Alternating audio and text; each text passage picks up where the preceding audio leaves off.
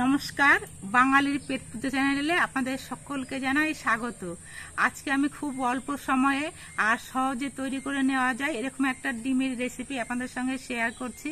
তো বন্ধুরা দেখতে থাকুন আমি কিভাবে ডিমের রেসিপিটা তৈরি করছি। আমি ডিমের রেসিপিটা তৈরি করার জন্য 5টা ডিম নিয়েছি। এই ডিমগুলো প্রথমে সেদ্ধ করে নিতে হবে, তার জন্য কড়াইতে ডিমগুলো দিয়ে দিচ্ছি।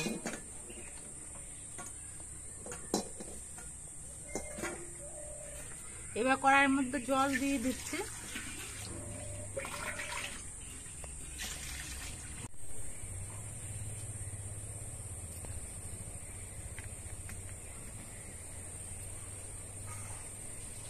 অনেক সময় কিন্তু ডিমগুলো সেদ্ধ হওয়ার পর খোসাটা ছাড়ানোর সময় ডিমগুলো ভেঙে যায়, ঠিকঠাক খোসাগুলো ছাড়ানো যায় না। তার জন্য আমি 1 চামচ নুন দিয়ে দিচ্ছি। এই নুনটা দিলে খোসাটা খুব ভালোভাবে ছাড়ানো যাবে। উনুনে ডিমগুলো সেদ্ধ হচ্ছে, ততক্ষণে রান্নার অন্যান্য কাজগুলো আমি করে নিচ্ছি। ডিমের এই রেসিপিটা তৈরি করার জন্য আমি 3খানা পেঁয়াজ নিয়েছি। পেঁয়াজগুলো বেশ বড় সাইজের আছে। পেঁয়াজের খোসা ছাড়িয়ে নিয়েছি। এবার পেঁয়াজটা আমি একটা ঘষনি দিয়ে ঘষে নিচ্ছি।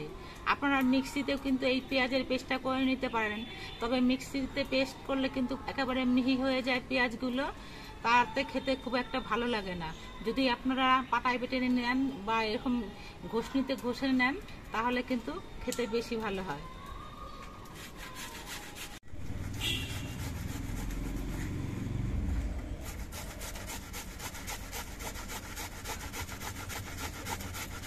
ঘষনি দিয়ে পেঁয়াজগুলো ঘষতে কিন্তু খুব একটা সময় লাগে না, খুব তাড়াতাড়ি পেঁয়াজটা ঘষা হয়ে যায়।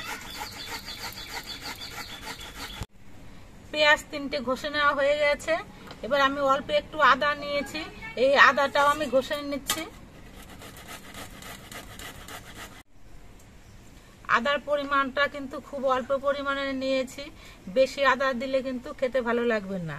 আর কয়েকটা কাঁচা লঙ্কা আমি মাঝখান থেকে চিড়ে নিয়েছি। আজকে ডিমের এই রেসিপিটাতে কিন্তু কোনো রসুন দেব না।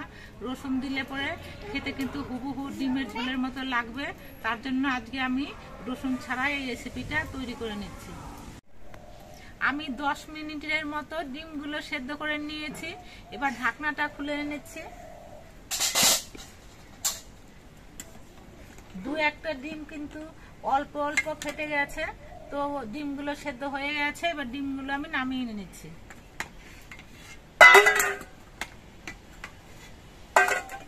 ডিমগুলো নামানোর পর ডিমগুলো কিন্তু এখন অনেক গরম রয়েছে, তার জন্য অল্প একটু ঠান্ডা জল নিয়ে নিচ্ছি, তাহলে ডিমটা ছাড়াতে আমার সুবিধা হবে।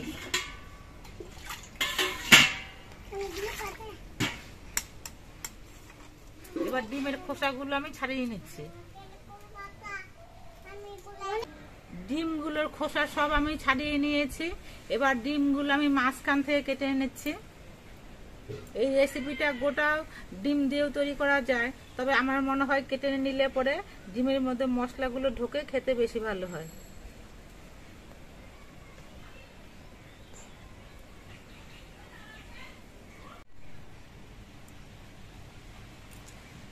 আমি সবগুলো ডিমই মাঝখান থেকে কেটে নিয়ে অর্ধেক করে নিয়েছি। এবার এই অর্ধেক করা ডিমগুলোর মধ্যে অল্প একটু নুন ছিটিয়ে দিচ্ছি, আর অল্প করে একটু হলুদের গুঁড়ো ছিটিয়ে দিচ্ছি। খুব বেশি নাড়াচাড়া করে মাখানো যাবে না নুন হলুদটা, তাহলে ডিমগুলো ভেঙে যেতে পারে। এই জন্য খুব আলতো হবে, নুন আর হলুদটা মাখিয়ে নিতে হবে। এবার এই ডিমগুলো ভেজে নিতে হবে, তার জন্য উনুনে কড়াইটা বসিয়ে দিয়েছি। কড়াইটা ভালো মতো গরম করে নিয়েছি। এবার এর মধ্যে দিয়ে দিচ্ছি সর্ষের তেল।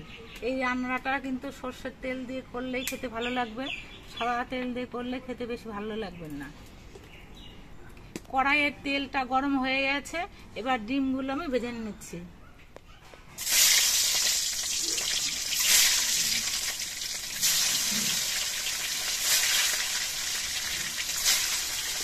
ডিমের পিসগুলোর 1 পিঠ ভাজা হয়ে যাওয়ার পর আমি উল্টে দিচ্ছি।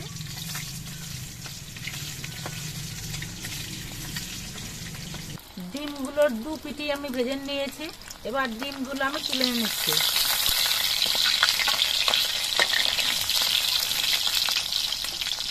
বাকি ডিমগুলো ভেজে নিচ্ছি। ডিমগুলো অর্ধেক করে ভেজে নেওয়ার দরুন দেখুন ডিমের ভেতরটাও কিন্তু ভাজা হয়ে যাচ্ছে, আর ডিমের ভেতরের মধ্যেও তেল মশলা ঢুকবে, তাতে ডিমের টেস্টটা কিন্তু অনেকটাই বেড়ে যাবে। এই জন্য সবসময় এই রেসিপিটা করলে ডিমগুলো অর্ধেক করে নিয়েই করবেন, তাতে ডিমের পিস একটা থেকে দুটো খাওয়া হবে, সেটাও ভালো। সবগুলো ডিমের পিসই ভেজে নেওয়া হয়ে গেছে।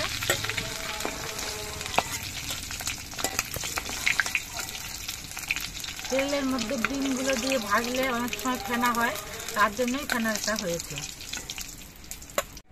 এবার এই তেলের মধ্যে দিয়ে দিচ্ছি অল্প একটু গোটা জিরে।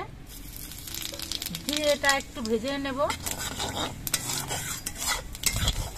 জিরেগুলো লাল হয়ে ভাজা হয়ে গেছে। এবার এর মধ্যে আমি ঘষে নেওয়া পেঁয়াজগুলো দিয়ে দিচ্ছি।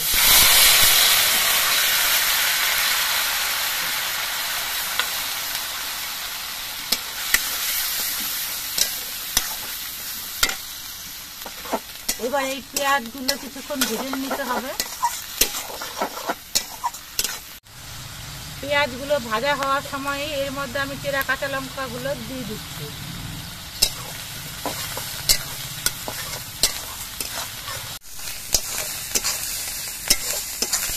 পেঁয়াজগুলো বেশ কিছুক্ষণ ভেজে নিয়েছি। পেঁয়াজের রংটা কিন্তু অনেকটাই চেঞ্জ হয়ে গেছে, দেখুন লালচে লালচে হয়ে গেছে। এবার এর মধ্যে দিয়ে দিচ্ছি আদা বাটা। আদা বাটা দিয়ে নেড়ে চেড়ে মিশিয়ে নিতে হবে।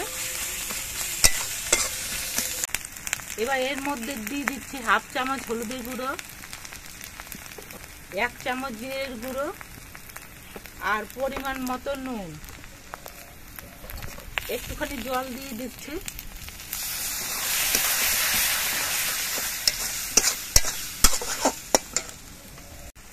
তরকারিটাতে যাতে সুন্দর কালার হয় তার জন্য আমি অল্প একটু কাশ্মীরি লঙ্কার গুঁড়ো দিয়ে দিচ্ছি। এটা দিলে ঝাল হবে না, শুধু দেখতেই সুন্দর হবে। এবার সব কিছু দিয়ে কিছুক্ষণ কষিয়ে নিতে হবে। মশলাগুলো বেশ কিছুক্ষণ কষিয়ে নিয়েছি। মশলা থেকে দেখুন তেল ছেড়ে দিয়েছে। এবার এর মধ্যে আমি অল্প করে ঝোল দিয়ে দিচ্ছি, কারণ এই রেসিপিটাতে ঝোলের পরিমাণটা খুব কম রাখতে হয়, তাহলেই খেতে ভালো হয়। ঝোল বেশি রাখলে কিন্তু খেতে ভালো লাগবে না। ঝোলটা একটু ফুটিয়ে নিতে হবে।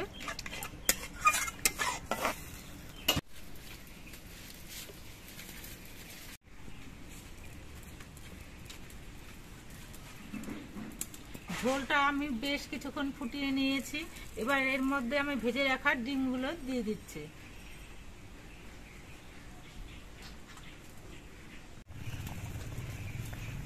ডিমগুলো দেওয়ার পর ঝোলটা আরো কিছুক্ষণ ফুটিয়ে নিতে হবে। ডিমটা দেওয়ার পর ঝোলটা আমি বেশ কিছুক্ষণ ফুটিয়ে নিয়েছি। আপনারা যদি একটু ঝোল ঝোল খেতে চান তাহলে এই অবস্থাও নামিয়ে নিতে পারেন, তবে আমি একটু গ্রেভি গ্রেভি করব, তার জন্য ঝোলটা আরেকটু আমি ফুটিয়ে নেব। এই রেসিপিটাতে আমি কোনো রসুন বাটাও দিইনি আর গরম মশলাও দিইনি, কিন্তু এই রসুন বাটা আর গরম মশলা ছাড়াই কিন্তু রেসিপিটা খেতে খুব ভালো হয়। এবার একটা বড় বাটির মধ্যে এটা আমি বেড়ে নিচ্ছি। এই রেসিপিটা কিন্তু গরম গরম ভাতের সঙ্গে খেতে খুবই ভালো লাগে। আমার তো ভীষণ প্রিয় এই রেসিপিটা। আপনারা দেখতে পেলেন আমি ডিম দিয়ে কিভাবে রেসিপিটা তৈরি করলাম। এই রেসিপিটা তৈরি করতে কিন্তু খুব একটা সময় লাগে না, ডিমগুলো সেদ্ধ হতে যেটুকু সময় লাগে, কিন্তু এই রেসিপিটা খেতে কিন্তু খুবই সুন্দর হয়। ভাতের সঙ্গে খেতে কিন্তু খুব ভালো লাগে। আর আপনারা হয়তো অনেকে ওই রেসিপিটা তৈরিও করে খেয়েছেন, আর যারা খাননি তারা আমার মতো করে একদিন এই রেসিপিটা তৈরি করে খাবেন, দেখবেন খুব ভালো লাগবে। আর আমাদের ভিডিওটা আপনাদের কেমন লাগলো, যদি ভালো লাগে তাহলে ভিডিওটিতে একটি লাইক আর চ্যানেলটাকে সাবস্ক্রাইব করে দিয়ে আমাদের পাশে থাকবেন।